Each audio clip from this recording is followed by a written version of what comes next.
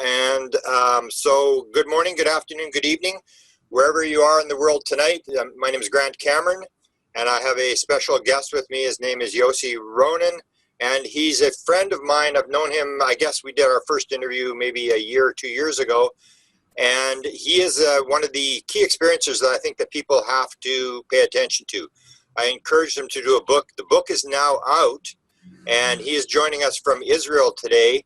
And I want to go through the book, and I want to go through the messages he got, and I hope that people will learn something from this. I think it's a very important story. So welcome, Yossi, and thanks for taking the time to talk to me today, and thanks particularly for taking the time to do the book and to get it out there, and it's out now. How long has this book been on the market, do you think? It's a month now. Okay. And first, thank you for having me in your on your channel. It's I'm honored by that. Beautiful. So let's start at the beginning here. We're talking about UFO experiences. We're talking about UFOs. Did you have any interest in UFOs or paranormal phenomena before you had the experience that led you into this life and the book you've written? No, not at all. You know, it happened when I was very young. I was 21 years old. And there was no any information about these things, not that I heard. It was no internet then in '81. I didn't see any books about that. I was not even interested in, not in UFO, not in spiritual things, nothing. I was very strictly on science that I was very curious about. And it happens, you know, just like that, without any warning before. Interesting. You said 21. That's exactly when I had my experience about... 81. No, but you were 21 years old when it happened. That's how old I was. And I was in the same situation that I had no interest in UFOs, and I got thrown down the rabbit hole. So we have the same sort of age there. Now, you weren't in Israel at the time when this happened. You were actually in the United States, correct? You were living in the United States? What were you doing? Yes. I was working with my brother. He has a little business there, and he invited me to live with him for a year or something like that. And it was good for me to earn some money for school, for college, and it was after, you know, a long day, hard work. We were working on the area. They're painting houses at that time. Okay. And we went to rest afternoon. It was a daytime. And he went to rest in his room, and I was resting in the living room. And then I fall asleep, and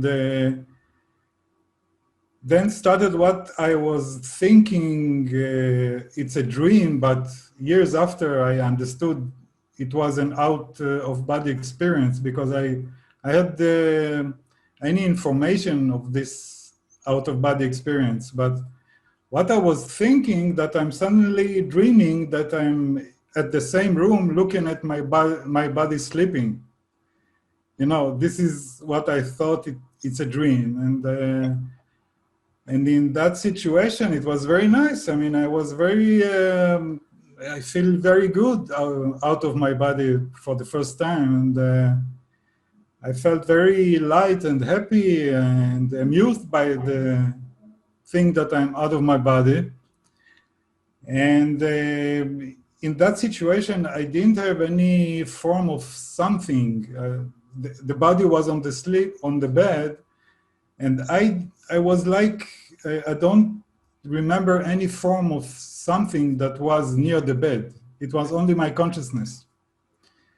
And this is one of the things that made the contact with them very strong and special for me, because in that situation, I saw them in the period of time that I'm out of my body.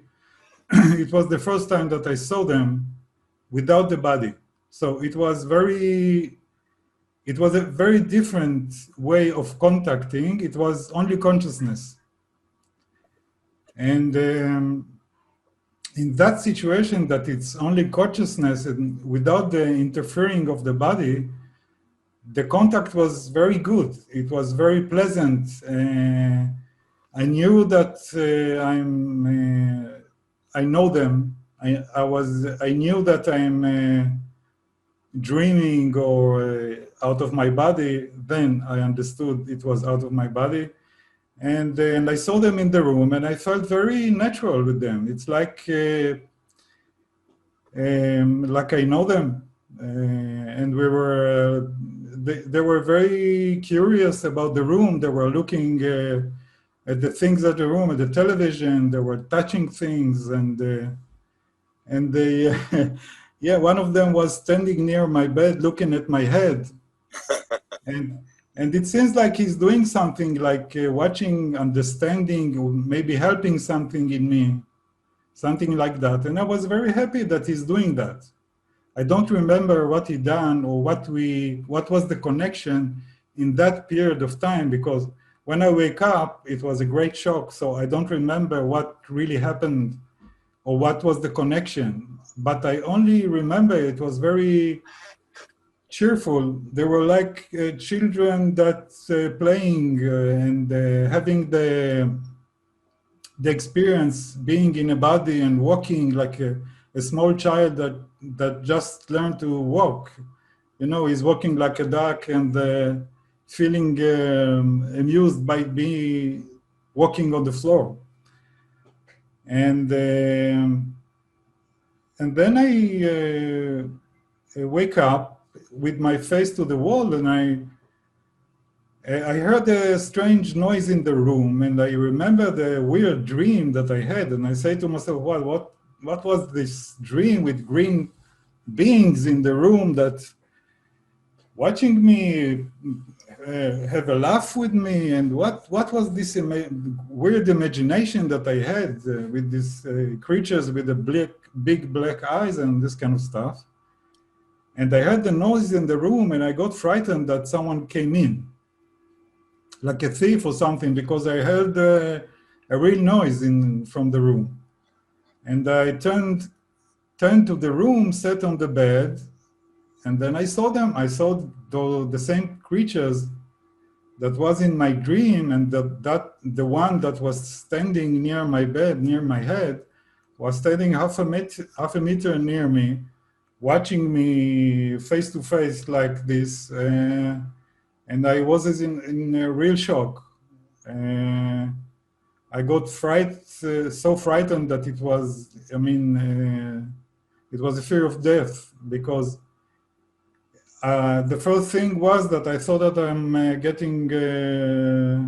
losing my mind, because it was two ways of thinking about that, or that I lost my mind, or that I keep on dreaming and I think that I woke up, and that's frightening itself.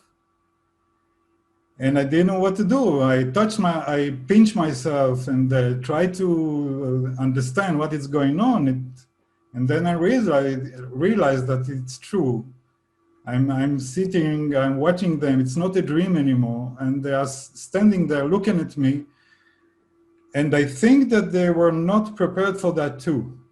I really don't know what happened there. It could be that they meant me to wake up, I don't know, because they were standing, not doing nothing, and watching me with the deep fear that I had.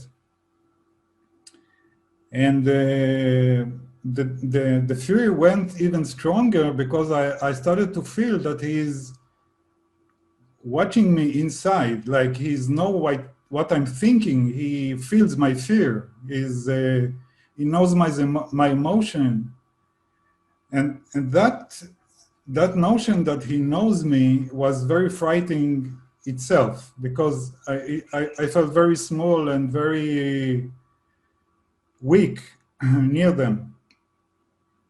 And from the situation that I didn't have any choice, I started to lower my fear, because I thought maybe, a minute ago I felt good with them, and we were like knowing each other, and we felt lots of love to each other, like family, like friends. So maybe the fear now is my fear. And as I lowered my fear, I started to realize that I can feel him the way he feel me.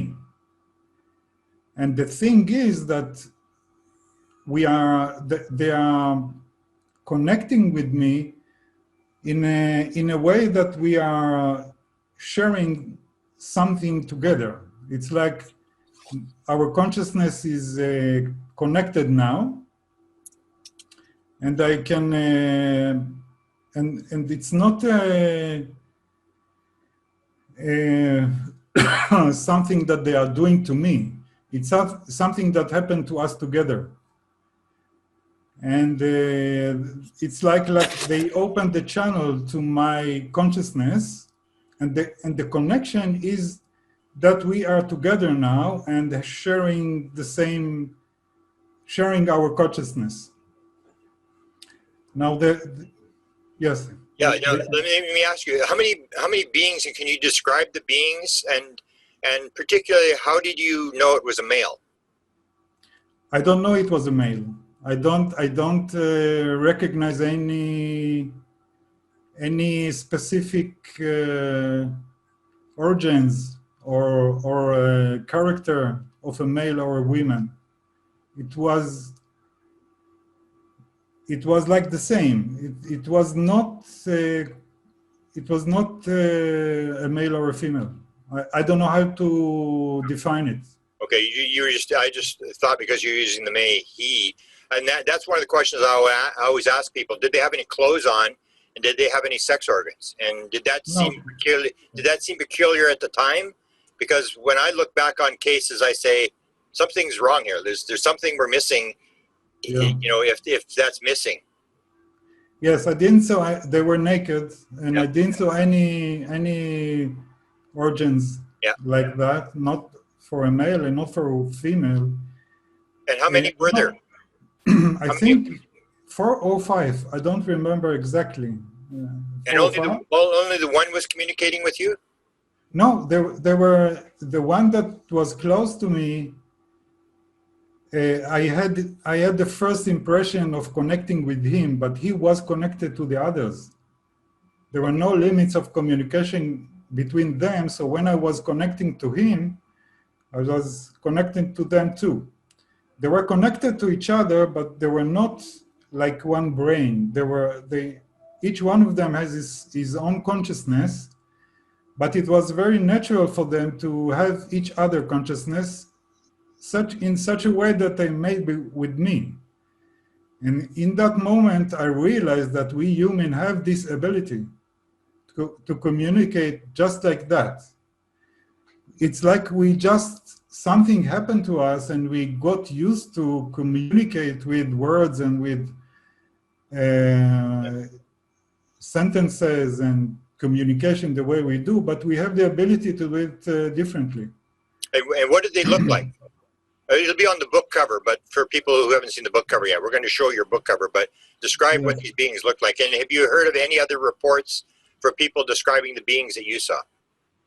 Yeah, I think they were small and big head with the big black eyes. They were green, not gray. It looked similar to the gray's one, but they were green.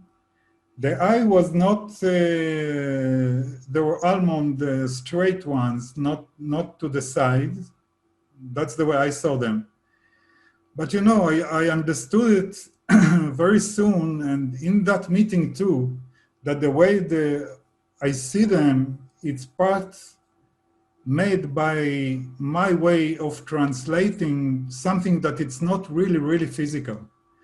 I mean, when they came, it's like it was something new for them. They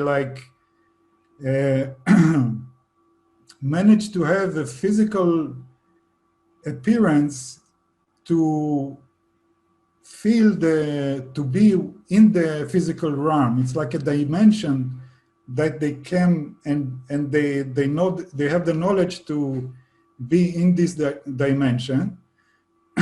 And the way they do that, it's not totally physical. I think that they can do it, but I don't know. When I saw them, I felt that they are physical, but not totally physical. And that was the reason that the way my brain translate what I see is forming in a way that was fits to my way of maybe see them, understand them, even that I didn't saw any picture of them before. I looked for that. I thought maybe I saw it before, and then I formed them in a way that I remember. But I didn't see I didn't see before something like them. So it was part of my interpretation. And I think many people have their own interpretation, but it's not like the differences are imagination. It's more complicated than that. There is differences between them, but it's not in the way that we differentiate things. It's a little bit different. It's more and yeah, no, when I I use your quote that you used about this very thing in my emails. They actually described this to you, didn't they? That they're taking on a human body. They told you that, correct? Yes, I have that writing. It was a rare situation that I tried to write. The writing with words, the connection was very hard because there were no words between us, and I had to translate it to words. And our words are very limited to the things that we understand and know. And part of the communication was in the realm of things that we don't have words for that. So I try to make the writing as much less with my understanding and intelligent. I try to have writing that it's not with my own thinking, experience, and things I saw or read or something like that.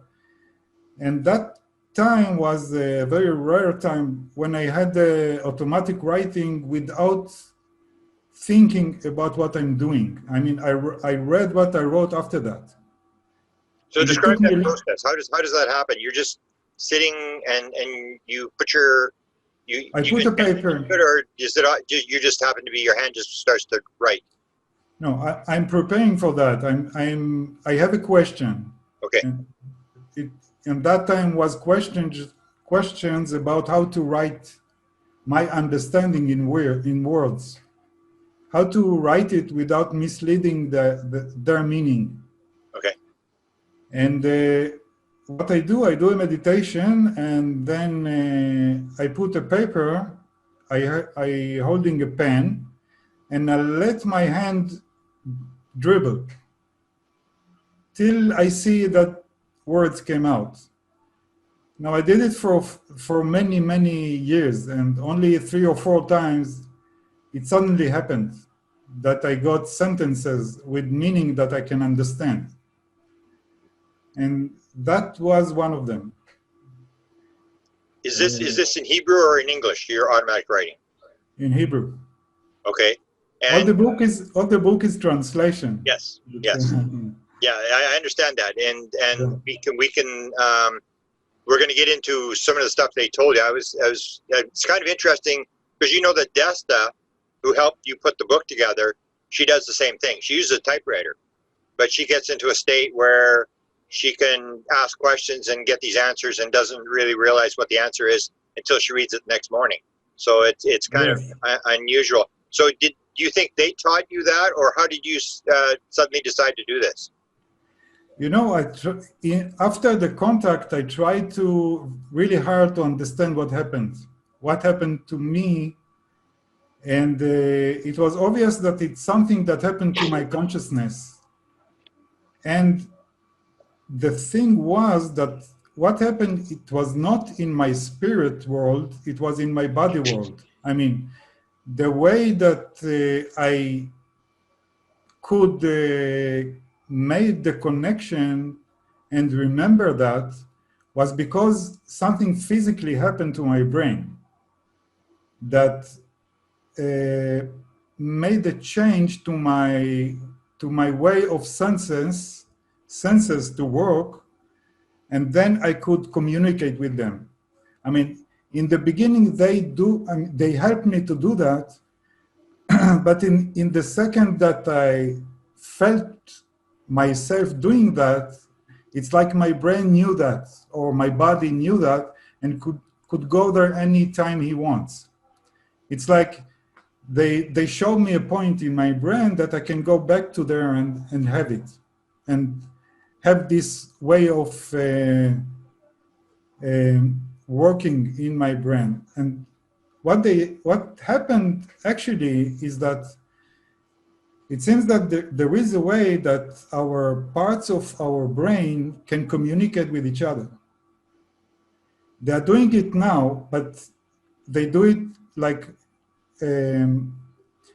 it's like, you know, we have two sides of the brain, the right one and the left one, and we have senses. What happened to me for a couple of hours after the face-to-face contact, that I could see very long distance without my glasses. I could smell things that I never had, I knew that there are. What the amazing thing was that I could hear things that I see. I mean, I look at something and part of the image of what I see was formed with a sound, a particular sound. And that situation made the consciousness very, very open, because each sense helped the other one. And the visual became very much more rich than the form of my eyes. It was rich. It was richened with the voice, with the frequency of voice that made it very much more richer and much more with much more data inside. Like, so. That only went on for a couple hours, you said, right? Yes. During that one day. And when did the automatic writing start and stop? Because you said a couple times you've done it.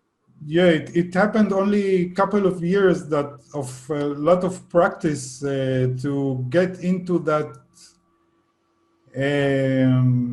situation with my willing to do that and controlling my body to do that again, because my body was not into that. I mean, I had to teach my body to go back to that situation without interfering it. Yeah, you did mention that. Did you go back? How long did the actual experience take place? And talk a little bit about this, being able to go back and sort of get more information from what happened during that short period of time. It was very short period of time, because my body was in a very, very different mode of experiencing consciousness. It was very strong. Their consciousness is so strong that when we meet that consciousness, even that we have it, it's very strong for us too, because we don't used to use this part of us. This part of us is it's like very high. It's a very high frequency something. And our normal consciousness can get very confused from that. That's why we feel fear. It's an instinctive reaction to that very high frequency. And we got confused, and we think that maybe we imagine things, because we don't know how to handle it. It's very strong and different. And that's why the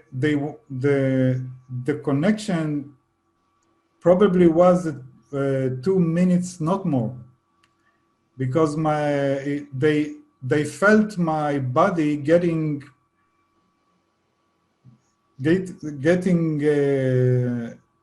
cannot stand it anymore. It was too strong for them. It was like I'm so concentrated on my higher self that it almost got out of my body, and that's it. It's like I'm so concentrated on my soul, and I don't used to do that it almost, I don't know how to keep it together with my normal consciousness. So you could feel their vibration? Is that what you're saying? Are they vibrating at a higher level? Yes, but you know, I don't know. I didn't know how to recognize it and know it's a vibration. I just felt the immense feeling of something very strong that happened to me. And my body is my body is tense. He cannot handle it. My body is afraid. And it's not really what's happened. It's not really what happened to my consciousness, because my consciousness was calm. It's okay. It was okay for it. But the body was in a state of shock from that. Wow.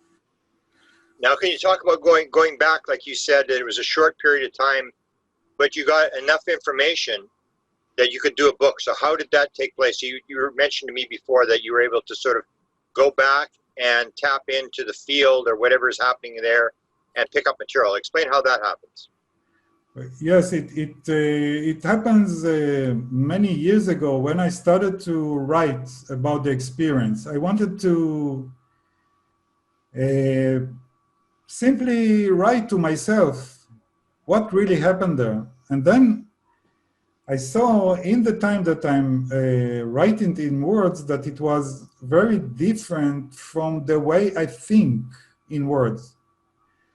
What I mean is that the connection was in a very open space of a very different way of reality, and I want to get that reality to our reality and explain it, and it was very hard.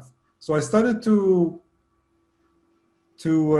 find a way for my body to relax enough not to disturb my understanding, and to write it even without interfering of my intellectual thinking. Because the way they see things is much different. They see all the connection between the things that we see separate. And this is the main thing. And they think that eventually what they want us to have is that ability to promote our consciousness from dualistic understanding to the one understanding. Beautiful. And that way of thinking going to change everything. I mean, yeah.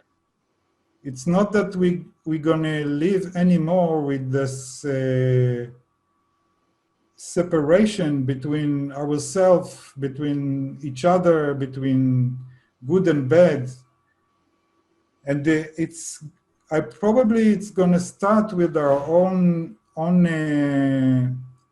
understanding of looking at the reality and the way our brain works. And there is a way for us to do that. I mean, great. meditation. So that would be the theme of the book. Before I get into the theme of the oneness thing, can you sort of clarify? So you're encountering these beings. Do you always see them as ET? Do you still see them as ET beings, or where do you think they came from? Well, the thing is that we cannot separate it from many things. But what can I say from our world that we know to compare with something? The most closest thing to them was when I started to read the Bible after the contact. I was not interested in religion or nothing at all. I mean, for many years I looked for our culture experience and books and things that can be familiar with the contact that I had with them, because I want to learn more, to see if we have any similar thing. And I learned things, I read books, and when I met the Bible, the way they explain the angels fits exactly, because it was and it was in Hebrew. I mean, Hebrew helped me very much to understand them, because I was writing in Hebrew, and it was my tool. And the Bible is written in Hebrew, and I saw that, like, the word angel in Hebrew is connected with doing work for someone. And what is the word for my interest? Yes, angel in Hebrew is malach. Okay. And melacha is work. Okay. So malachim, angel in Hebrew, it means doing his work, his manifestation in our physical world.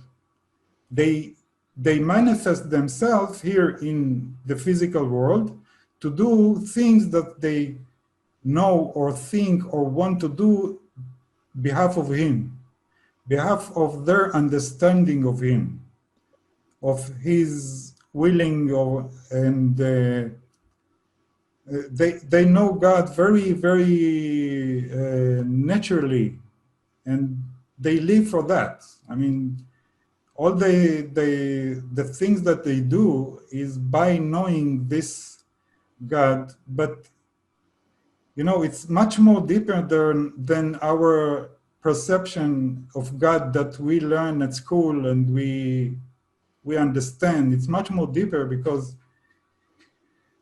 it's what I felt from them. I don't have any concept of God, only because of connecting with them. I felt in their consciousness their understanding of God, or for them it was like breathing. It was like everything that they are inside of, and they know that this made them be, and made the world, made the stars, made everything. This thing that we call God, I don't know how they call it. I don't know if they have a name for that, because it was their being. And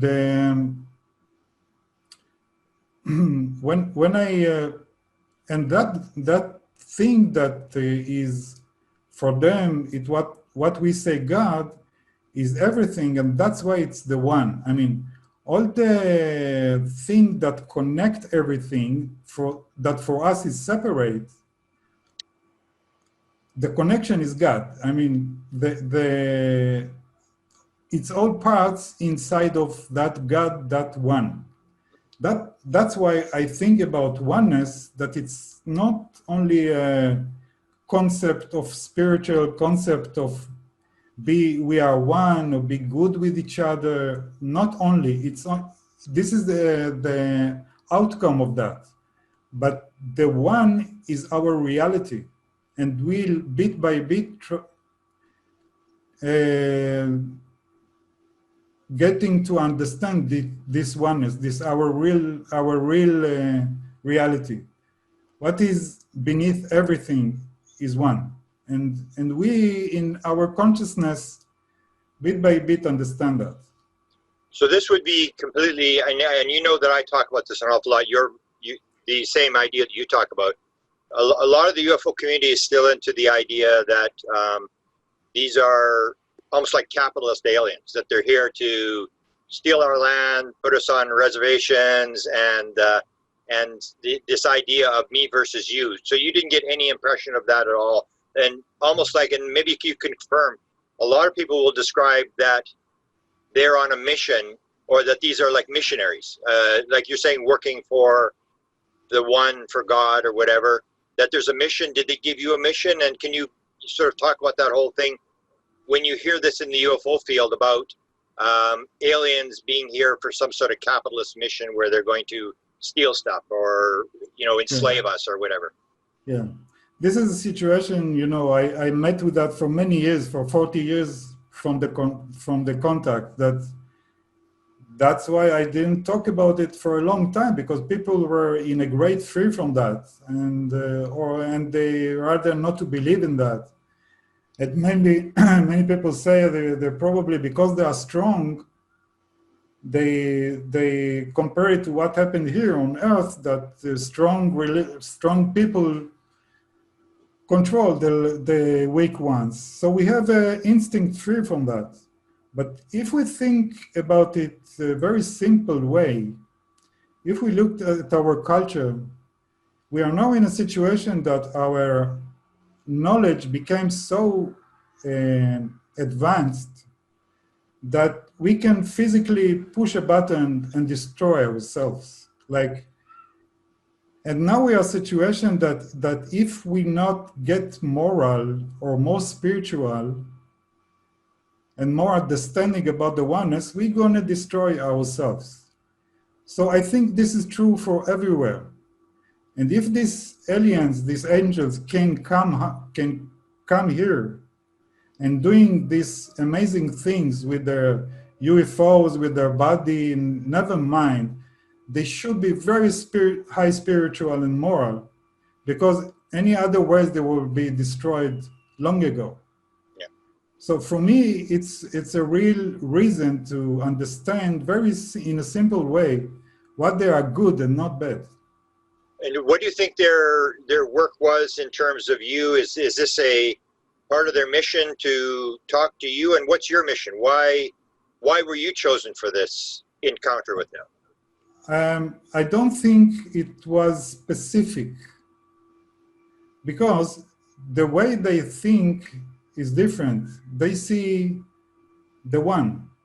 And when they talk to me, they talk to the inner side of me that is connected to everyone, like everyone is connected. So I think that when they talk to someone, for them is talking to us.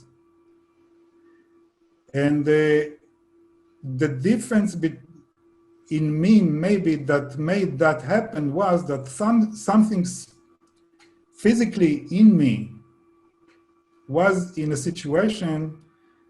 Maybe it was, you know, in a situation that my conscious and unconscious can communicate a little bit easier and I could remember what happened there. It's not something special. You know, everyone that have an accident and bump his head and his head become very weak and his brain had the damage, his consciousness get out of his body and he see things and go back. And when he remember what he saw there, it was very rich, and he start to be spiritual, because his body was weak for a couple of minutes, so he could have this experience. And so what I think is that probably the people that have this connection with them and remember that have something physical a little bit different, that they have a little bit close to their spiritual conscious, because we have them both all the time. And there is a window between them. And if you know, all the inspiration of music and the scientists have this window a little bit bigger, or they can use it, or they can open it, or they understand how to do that. It's the window between our ordinary conscious and the open conscious and the high conscious. The high conscious is connected to the one. Now, you had the experience both sort of in the out-of-body experience and then when you woke up. And a lot of people will sort of counter that with the idea, well, it was just an illusion, it was a hallucination or whatever. Was it as real as the real world? And because you hear this with people that come back from psychedelic experiences or near-death experiences, how real were these two experiences in terms of the dream and waking up, in terms of what you actually saw? Well, the minute that I opened my eyes and I saw them, I couldn't believe myself. And it's very straightforward. You see them and you know that they are not from here. So you have to decide, you really see them or not? And you can easily think that you don't see them, and it's your imagination. And that's why you're not going to have a proof for that, because it's something that is in between. Because they can be here and go, they don't leave something, but if they want, probably they will, or they did. But in my experience, they didn't leave nothing. Only my body had this influence for a couple of hours.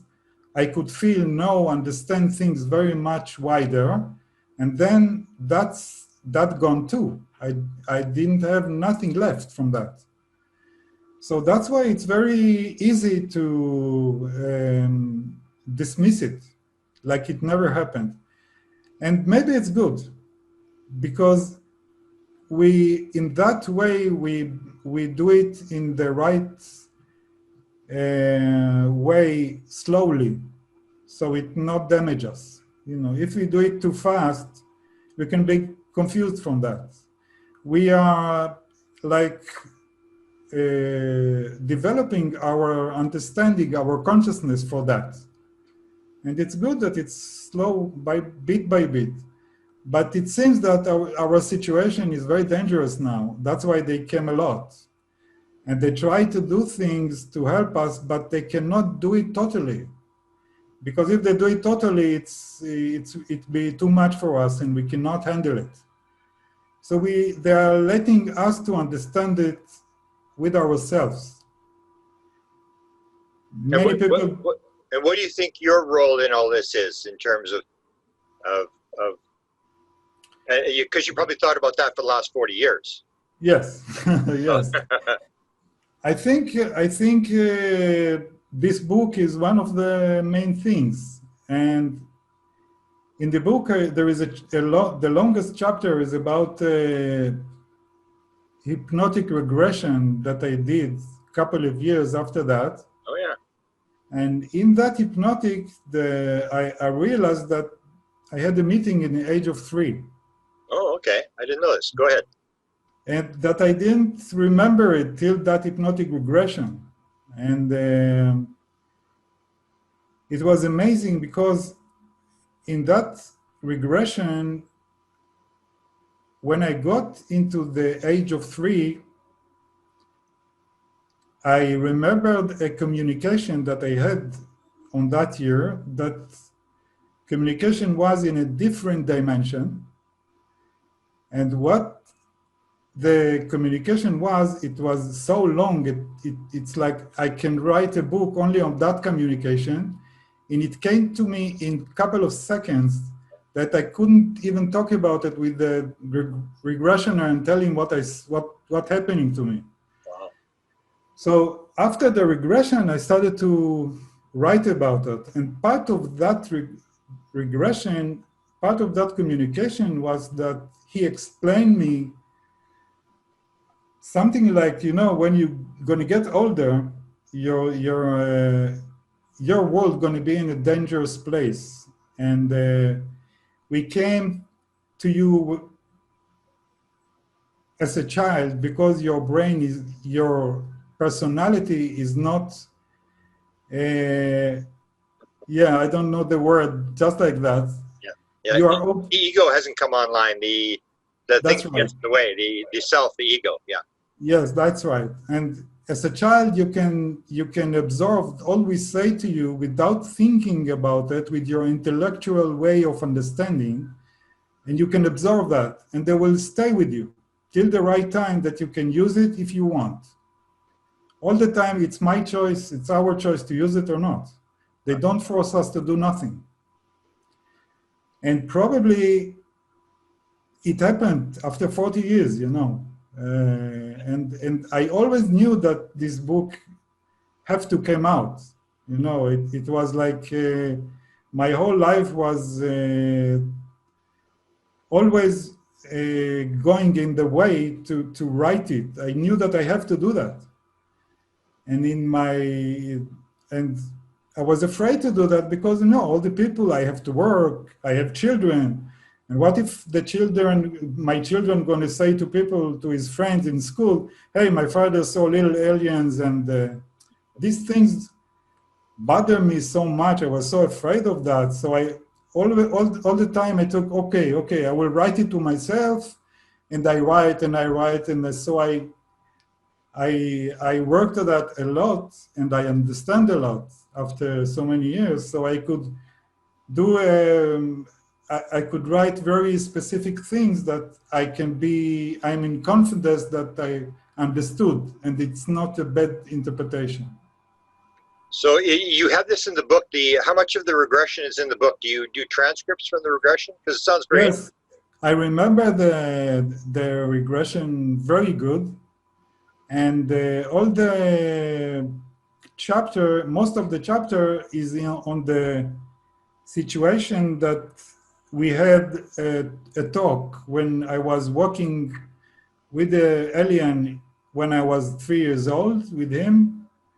We were walking on a beach, not here, on something that look a sea beach on a different dimension. And he was speaking to me and without words too. This was the most difficult way to write because I had to translate it to words that understand a boy 3 years old and keep it like that. I wanted to keep it very authentic for the people to understand it in their way too, not only mine. Because I knew for them that it is very important because my interpretation is very close, but it could stay much richer if anyone else will read it and understand it in his own specific way of understanding. He could understand much more things, different things, his own way of understanding can get it in more ways, not only mine. So I try to write it in a very authentic way, the way I understood it as a child. And then for a couple of pages, I explain what I understood from that connection. So, and you mentioned you're holding it back for many years. How did it actually work out with your family, with your friends? Because the book's been out now for a while. What kind of reactions have you gotten from people around you? well, you know, for many years I try not to talk about that. And each time I talk about that, the first time I talk about that, my mother was crying. I told that to my mother, and she told me, okay, you took drugs. I know. Now I know that when you've been in Los Angeles, you probably had people that gave you drugs and you were high. She was crying. And it was very natural. I understood her. I can understand her. I mean, because, you know, people that get high on LSD or things like that can have the same exactly contact because it's a matter of consciousness, and this drug do it the same, and they can contact beings. But because it was a drug, people say, you know, you imagine things, but reality is with our imagination is part of our reality, and we can learn from it.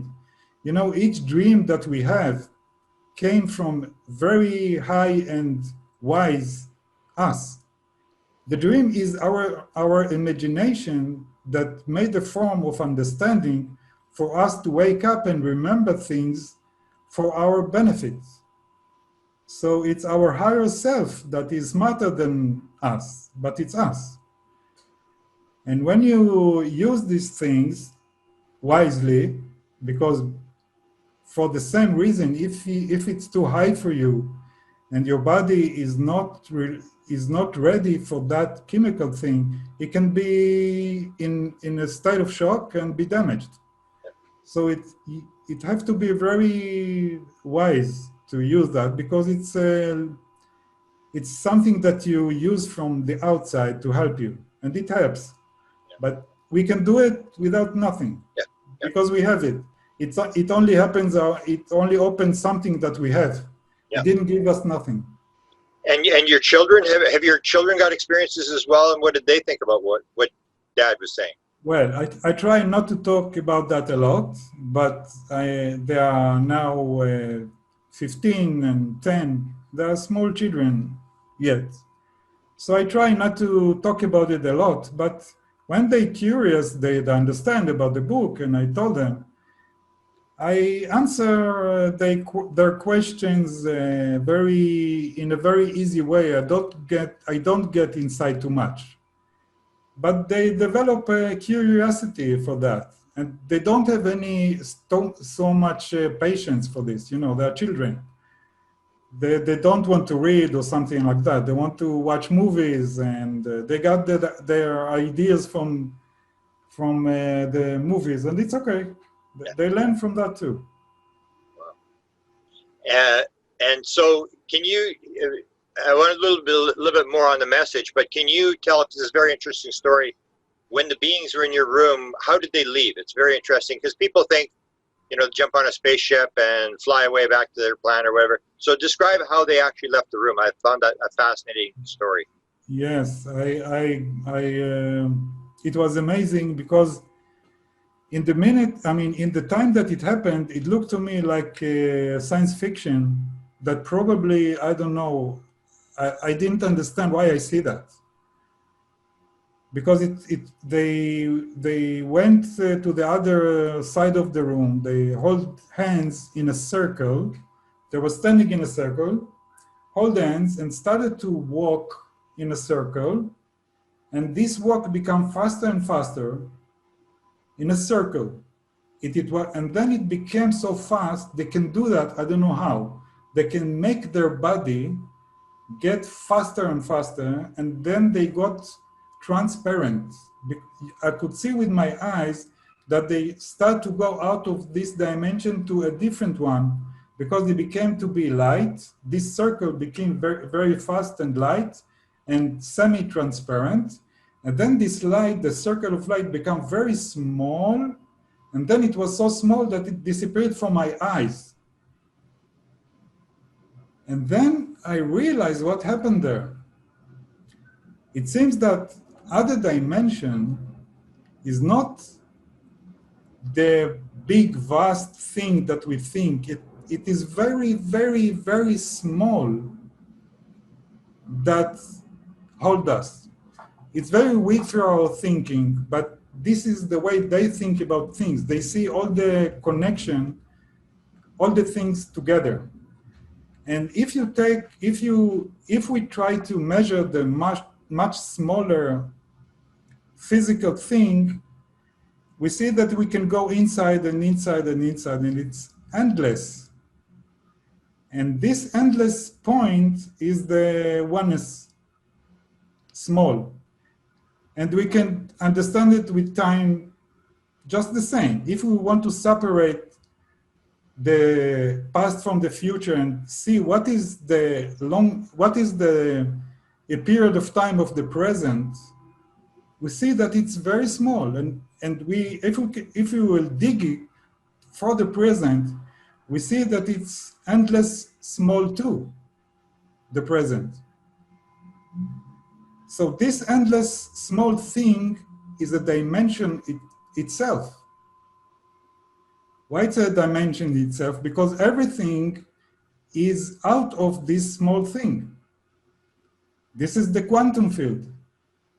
This is the parts of the smaller parts of our physical and of physical world that scientists can see. It's the much smaller than this that they cannot measure because it's not physical anymore.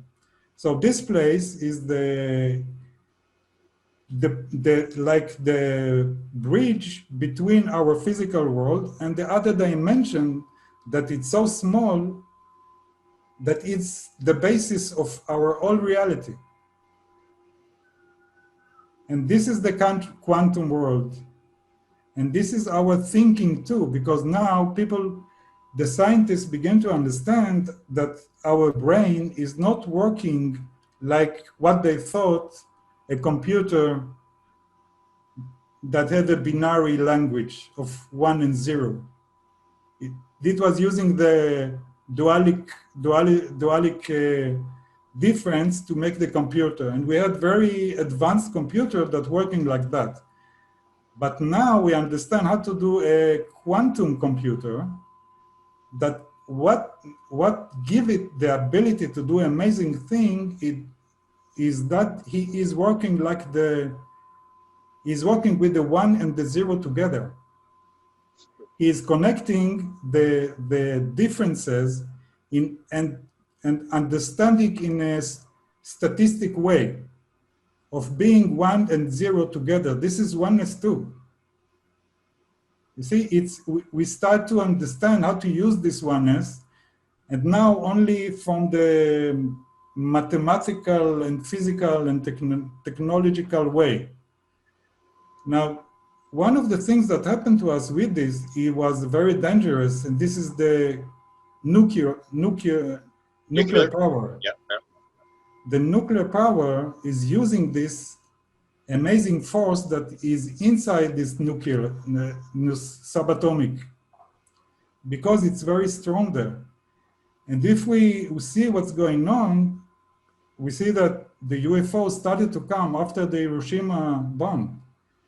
So they realized that we started to do things with our ability that can damage to ourselves, that we can ruin ourselves. That's why there are many stories that in the army of United States and Russia too, that these UFOs came and stopped the Nuclear missiles.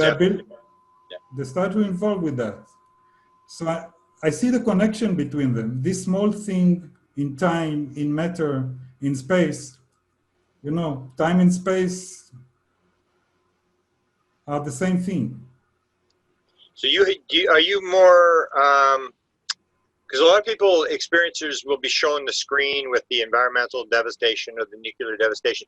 Do you feel very passionate about that more than the average person in terms of your experience, that you were sort of given this sort of message that the world is in trouble and people have to know what's going on? Because they part of the connection between them, before they went, they did very strong thing that was different from the connection that was sharing consciousness. They actually show me a movie that I'm inside of it. It's like they made me be in a movie.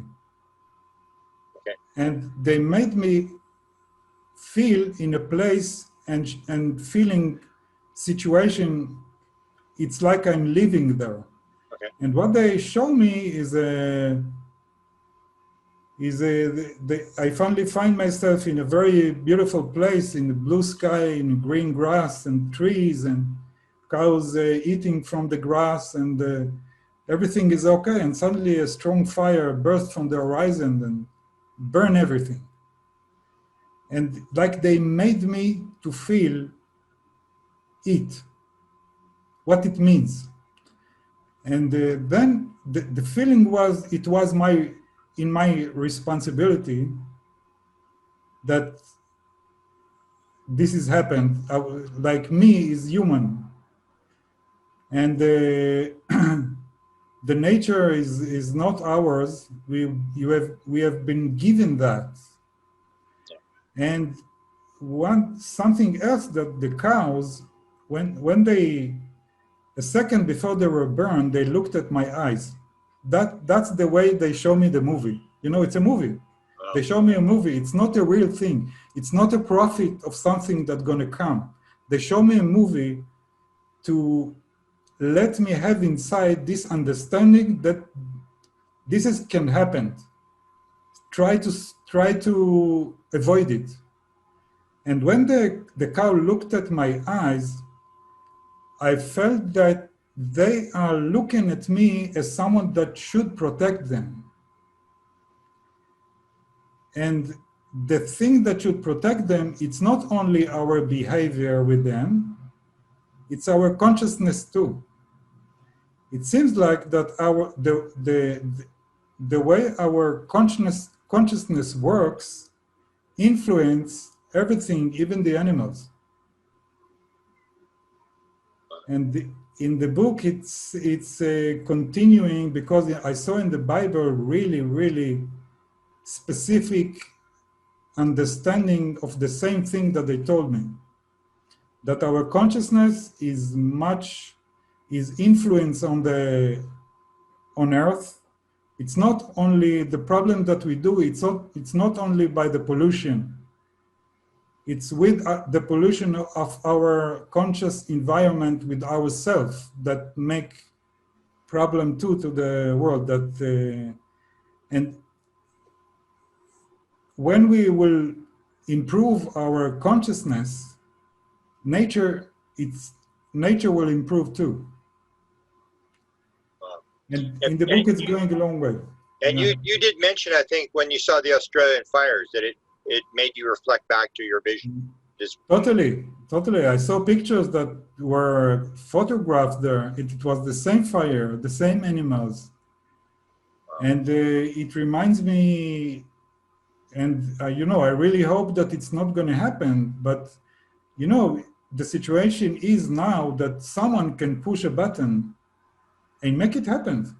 When you see the images and the video from Hiroshima, yeah, it's the same thing. It's the same fire that I saw. So it could be that they warn us from atomic war. It's not over yet. Maybe this dangerous thing is really something that we should stop.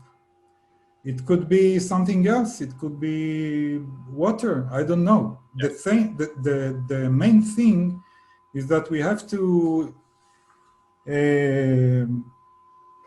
take responsibility of what's going on here.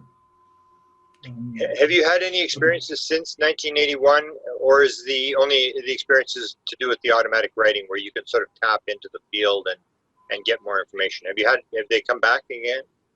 I try to invite them once again with my attention to invite them to be near me and have another face-to-face contact. I couldn't do that. Okay. It was too much for me. But after that, they came in a way of a dream, a very specific and long dream that was obvious connection between them, because I can compare a normal dream than this dream. And in that dream, they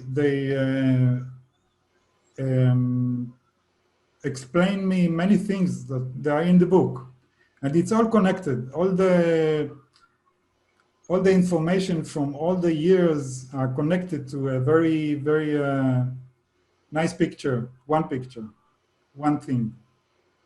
And what's the one thing? I mean, did they give you they're leading you to something? And so maybe sum up the book for me in terms of why is it important? What is we sort of know the main message, but maybe go over it again, because I think you and I understand it, but a lot of people, when you say oneness, they just go, whatever. Yes. Unless you've experienced it, it's hard to grasp that idea.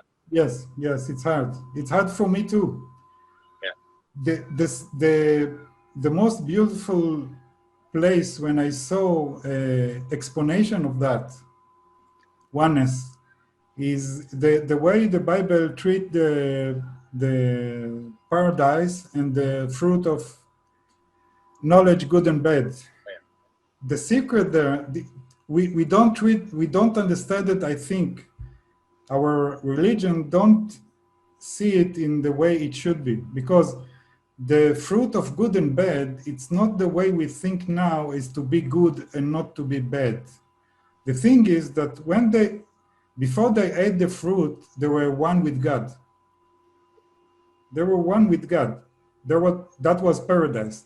And the fruit of knowledge of good and bad was a way of the human to digest the way he can differentiate between the good and bad. That was not that they didn't have yet, but God had it. God can differentiate, yeah. but not separate. But when the man and woman ate the fruit and they started to see this is good, this is bad, they could not handle it and began to separate it. And this is the main thing. Our thinking now is separating, and that's why they fall from heaven, not from any other thing. They fall from heaven because their consciousness fell from be one and understand the oneness to understanding the knowledge of good and bad. And the good and bad is in everything now. We live like that, and it's natural for us. And I think we're gonna realize ways for us to change our thinking, and then this is what gonna help us to be good with each other, between ourselves in the beginning, and then with each other, and then words like oneness and love and all of these things that are not really in the main thing of it, going to be opened and be very true. And because now love, peace, and God are words that we don't really understand what they mean. That we understand that we want that, but we don't really understand that love is connection between two things. Very simple. Love is the connection, is the oneness of two. All these old symbols of wise things, all the crop circles, many things, the message there is oneness. And they try to let us understand it in a way that we can use it, not just say, okay, it's good to be a good one and it's good to love, but really understand it and use it. And to be able to do that, it's not simple. When you look at the free survey, they say the number one message, of course, is one, which you've already mentioned, but the other one is love. You just brought up love. Did you sense this? A lot of experiencers will, when they're in contact with the beings, will pick up this sense of unconditional love from the beings? Yes, because the beings were inside this unconditional love because they feel that what is the base of our reality is love. Wow. And each time we find love, we touch the basis of our reality. When we fall in love, the happiness, the paradise that we feel is not because of her or him. It's because of us touching the oneness.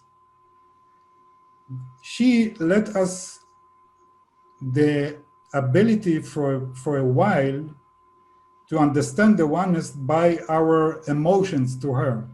But what really happened to us is that love to her opens the love to the oneness, because love is oneness.